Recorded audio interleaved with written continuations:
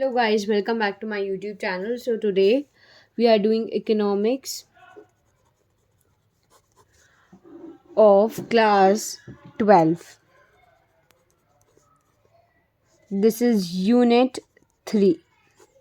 Today we are going to do with the properties of MPC and MPS. First of all, let's do with the MPC. ठीक है, MPC का formula होता है delta C by delta Y. Delta C by delta Y का क्या मतलब है? Change in consumption with ratio of change in consumption with respect to change in income. Consumption कितनी चेंज होगी जब हमारी इनकम चेंज होगी. अब MPC कैन बी ज़ीरो, मतलब delta C is equal to zero. अब आप बोलोगे कंजम्पशन तो कभी ज़ीरो नहीं हो सकता. इसका ये मतलब है जो भी तुम्हारी एडिशनल इनकम थी,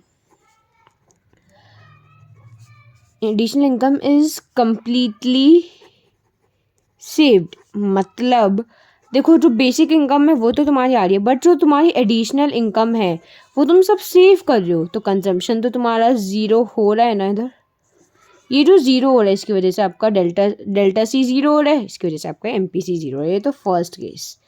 सेकेंड केस जब आता है जब हमारा MPC इक्वल्स टू 1 होता है. ये कब होता है?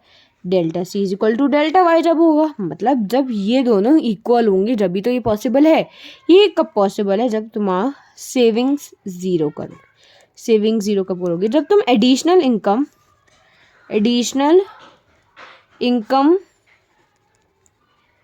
Is completely consumed. जब आप सारी इनकम को कंज्यूम कर लेते हो उसे हम बोलते हैं savings is equal to zero, delta C is equal to delta Y और MPC इज इक्वल टू 1. अब ये तो हो गई प्रॉपर्टीज़. अब मैं आपको एक एडिशनल पॉइंट लिखवाऊंगी. MPC स्लोप होता है किसका? कंजम्पशन कर्व का. आपको ये लर्न करना है. जो मार्जिनल प्रोपेंसिटी टू कंज्यूम है वो स्लोप होता है कंजम्पशन कर्व का. पहला पॉइंट. दूसरा पॉइंट, APC हमेशा ज़्यादा होगा MPC से. ये क्यों होता है? क्योंकि एवरेज है. APC का मतलब average propensity to consume and MPC का मतलब है मार्जिनल प्रोपेंसिटी टू कंज्यूम. जो एवरेजेस हैं इसमें इफेक्ट कम शो होते हैं, इसमें इफेक्ट ज़्यादा शो होते हैं. इसलिए एवरेज प्रोपेंसिटी टू कंज्यूम हमेशा ज़्यादा होगी मार्जिनल प्रोपेंसिटी टू कंज्यूम के. अब हम प्रॉपर्टीज़ करेंगे MPS की. सो प्रॉपर्टीज़ ऑफ MPS का फॉर्मूला क्या होता है? MPS का फॉर्मूला होता है हमारा delta S by delta Y. हमारा MPS फर्स्ट केस अगर मैं लूँ, MPS हमारा 1 हो सकता है. कब 1 होगा? जब delta S is equal to delta Y हो. ये कब पॉसिबल है? जब कंजम्पशन हमारी ज़ीरो के इक्वल होगी. मतलब दिस इम्प्लाइज एडिशनल इनकम, जो भी हम एडिशन हुआ है डेल्टा इनकम में, जो भी ऐड हुआ है, जो डेल्टा है, जो एडिशनल इनकम है इज सेव्ड. हम सारी इनकम को सेव कर रहे हैं. कंजम्पशन हमारा ज़ीरो हो रहा है. उस एडिशनल इनकम में से जो बेसिक इनकम है उसमें से तो हम कंज्यूम करेंगे ही, बट जो ऐड हुआ है ना उस वाली इनकम में से हम सब सेव कर रहे हैं. Consumption zero. तो delta S is equal to delta Y, उस केस में MPS 1 आएगा.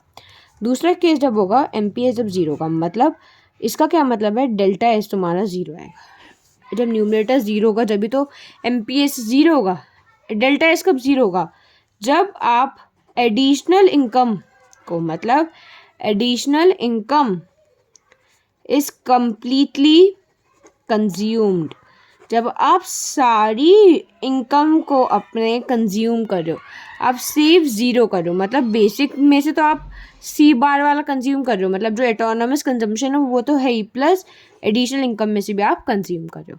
इसका एक एडिशनल पॉइंट मैं बताऊंगी. जैसे मैंने आपको MPC की भी 2 पॉइंट बताए, इसका सिर्फ एक पॉइंट है कि MPS है. MPS हमारा स्लोप होता है किसके कर्व का? Of saving curve. MPC होता है तुम्हारा, MPC होता है कंजम्पशन कर्व का, और MPS होता है किसका? सेविंग कर्व का. आपको ये 2 पॉइंट इंपॉर्टेंट है, मैं इसको इस वाले को एक्सप्लेन कर देती हूँ, आप एमपीएससी वाला खुद रिलेट कर लोगे। ये ग्राफ है हमारा, ये वाई एक्सिस है, ये एक्स एक्सिस है। एमपीएस है तो ये सेविंग कर रही है आपका ऐसे जाएगा, आपको मैंने बताया था। हम एमपीएस 2 पॉइंट पे मेजर करते हैं, ये ले लो, चलो ये तो हो गई तुम्हारी इनकम, ये हो गई सेविंग। तो ये डेल्टा वाई डेल्टा एस, ये जो ट्रायंगल है ये तुम्हारा स्लोप होती है, ये आपका स्लोप होती है। ऐसे ही हम एमपीसी का कर सकते हैं। Thank you guys for watching till the end. If you do like the video then please like share comment and subscribe to my channel, it would mean a lot to me. Thank you guys.